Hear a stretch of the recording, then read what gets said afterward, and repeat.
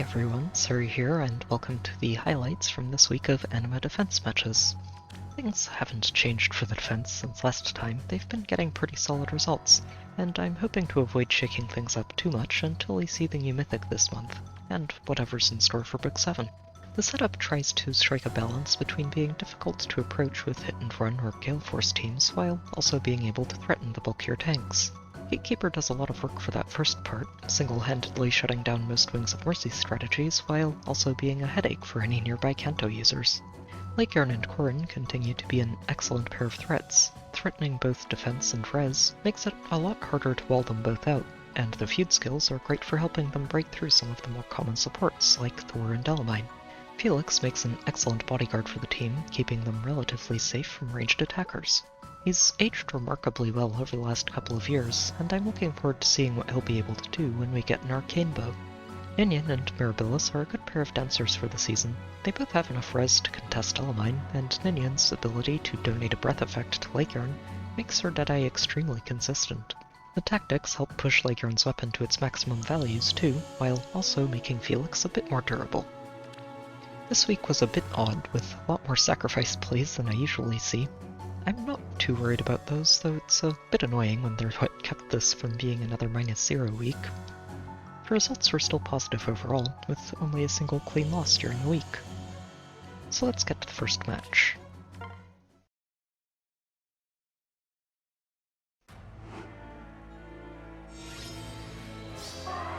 This match was a fun Gale Force team to see early in the week, featuring a +10 Thor as their primary engage unit. They also have 5 different Wings of Mercy options to pile in after her, including a bonus week Brave Crom, a Valoria, who helps Thor secure those one-hit Gale Forces, and a Reagan, who completes their spectrum of color coverage.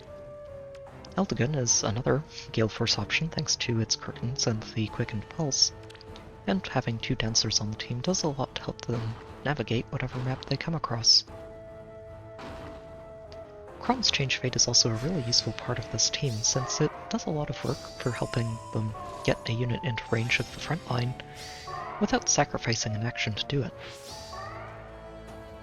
They use that here, letting Thor attack Saros, but without a flow skill, it's a lot harder for Thor to actually finish Saros off in one round of combat. She does get to finish Saros off here, using her Gale Force action, and that does put her into Wings of Mercy range. But unfortunately, Gatekeeper is still alive, which means that they can't just start Wings of Mercying in. And thanks to Kanto control, Reagan can't really go very far, and that's enough for them to concede and move on.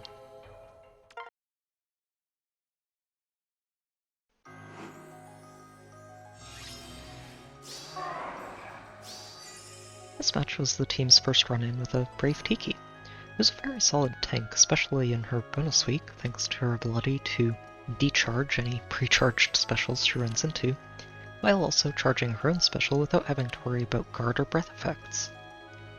They're supporting her with a Corrin for some extra stats, and the guard from his ruse can do a lot to help shut down any multi-hit weapons that might cause Tiki problems. Elamine adds another layer of damage reduction for her, along with False Start, which is just useful against almost any team. The Herons are an interesting part of the team, and I'm not sure they really contribute too much here, but they can help top Tiki off at the start of every turn, and make sure that she's healthy for following combats. Unfortunately, Corrin rallying forward here means that she gets a very easy knockout on their Corrin, before Lycaern moves in to take Tiki down.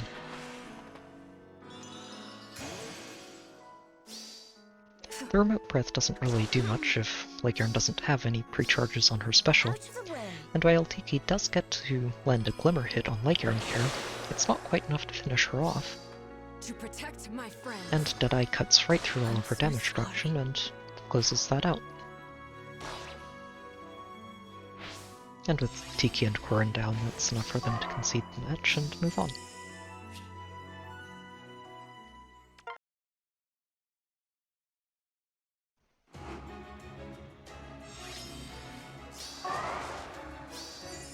This match was an interesting one. They put along a variety of carries on their offense team. Legendary Nana and Byleth are both really solid wall breakers, and Byleth can double up as a ranged vantage sweeper if needed. Legendary Tiki is a good way to keep their backline safe from any ranged units that sneak past, and Brave Edelgard, especially after her refine, is just a very solid tank, even with her base kit. They get things going right away here and just have Edelgard attacking the Saros. While she can't finish Saros off in one hit, it does some work on Saros' health bar and makes sure that she'll go down pretty quickly afterwards. Not having a normal distant counter equipped actually works out pretty well for them here, since it means that Leikern doesn't actually get a chance to use a Deadeye on this second hit. Which means that Edelgard can shrug it off thanks to her damage reduction from Black Eagle rule. And that also means that the team gets a little bit bottlenecked here. Corrin doesn't get to attack at all, and, well, Gatekeeper only helps heal Edelgard back towards full health before Saros finishes that job. I'll cut my own path. From here, they have a pretty good time of starting to carve apart the rest of our team. Corrin's on the front line, and it's pretty easy for Nana to move in and take out. And while Kanto control stops her from moving too far forwards, I think it's face-checking this heavy trap with Edelgard that really makes it life difficult for them in this following turn. Leikern can move in and take Nana out without any problems at all thanks to that Deadeye charge. And when Ninian moves forward to dance her, and she gets a rally from Gatekeeper, she can move in and actually take down Edelgard as well. She doesn't have to worry about a guard effect this time since she's staying in place to attack, and without moving first, Edelgard doesn't actually get that guard effect to activate. They keep going here and just try to back out of our range and stay safe from the following turn.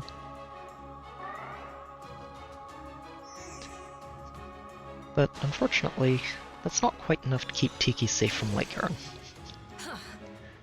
She does get to counterattack, but it's not enough to actually finish Leikern off in one hit, and the Deadeye is more than enough to knock Tiki out.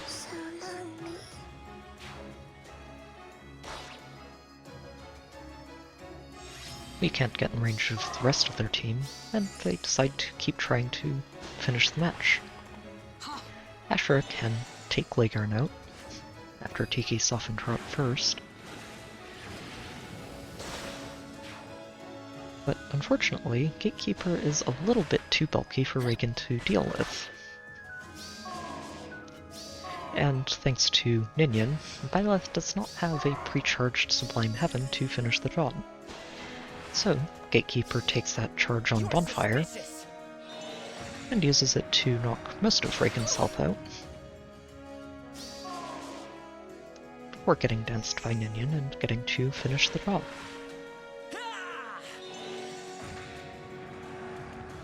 Not good enough.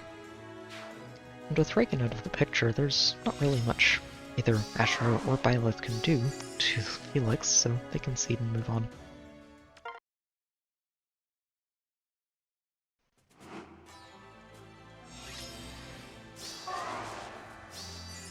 This team was a bit more focused in their approach, using a Brave Erica, Years Fafnir, and Reagan as a hit-and-run trio.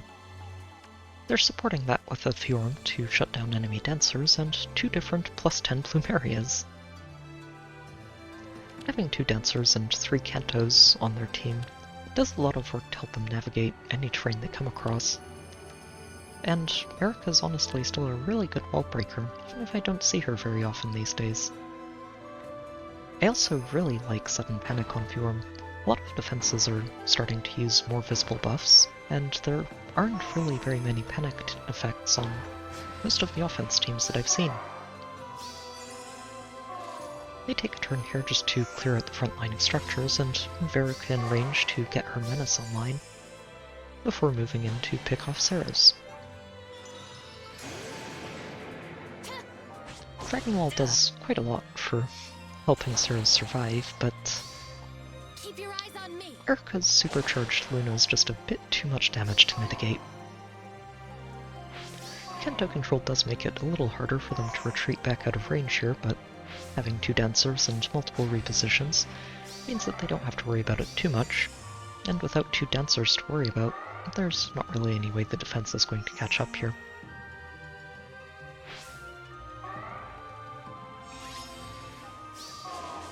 So, after that, they can just reposition Erika forwards and start picking apart the rest of the team.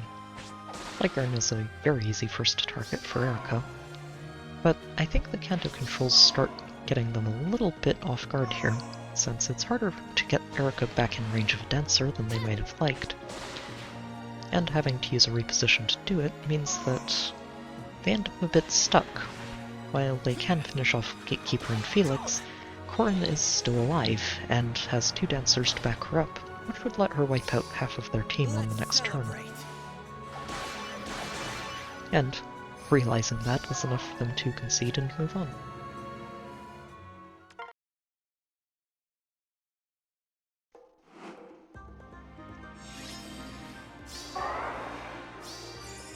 This match was the clean loss of the week, featuring a very impressive, maxed out Brave Edelgard. She's a really solid tank with her Neurofine, and backing her up with L9 gives her some damage reduction even before Black Eagle rule kicks in.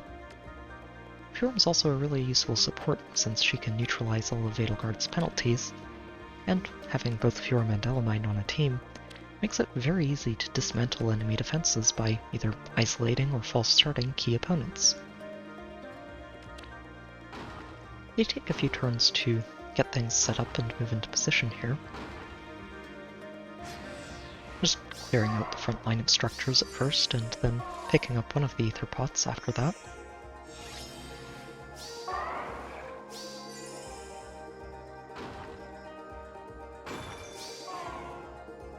And once they've settled on an approach, they make sure that Furum is isolating both Mirabilis and Corrin the turn before they decide to bait the team out. Isolating Corrin is pretty important here, since it means that she's not going to be able to get in range of where they're baiting with L9 here. And while Leigern does get danced and can move in to attack, she's not quite able to break through Edelgard, even with the Deadeye. I will burn my regrets. And since Corrin can't rally forward, or get danced even if she could, there's nothing else that can threaten Edelgard this turn, and she can just proceed to start carving her way through the rest of the team. She actually manages to res check Zeros, which is really impressive, before moving on to take down Corrin, and the only real remaining threat on the defense.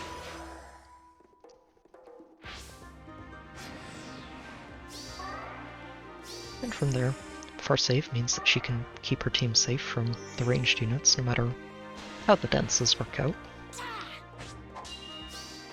I'll cut my own path. And, well, Mirabilis is not going to be a particularly dangerous melee threat for her.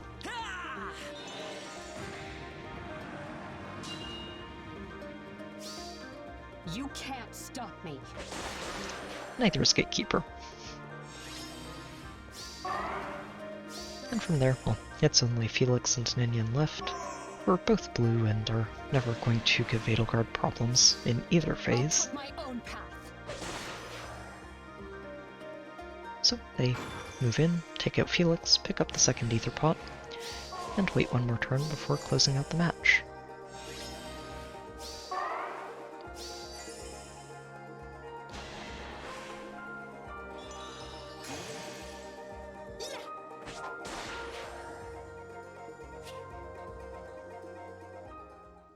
It's a bit unfortunate to close the week out with a clean loss and see so many sacrifice plays throughout the week, but I think the team held up pretty well overall, and I'm hoping it continues to do well over the coming weeks. As a heads up, there's a chance the AR videos get a bit interrupted in the next couple of weeks while I'm streaming Sparks of Hope and Bayonetta. I'm hoping to avoid that, but I wanted to let you all know just in case. I also have a Discord server if you'd like to hang out and chat. There's a link in the description, and I've also got a Patreon page there if you'd like to help support the channel. As always, I hope you've enjoyed the video, good luck with your own matches, and I'll see you next time.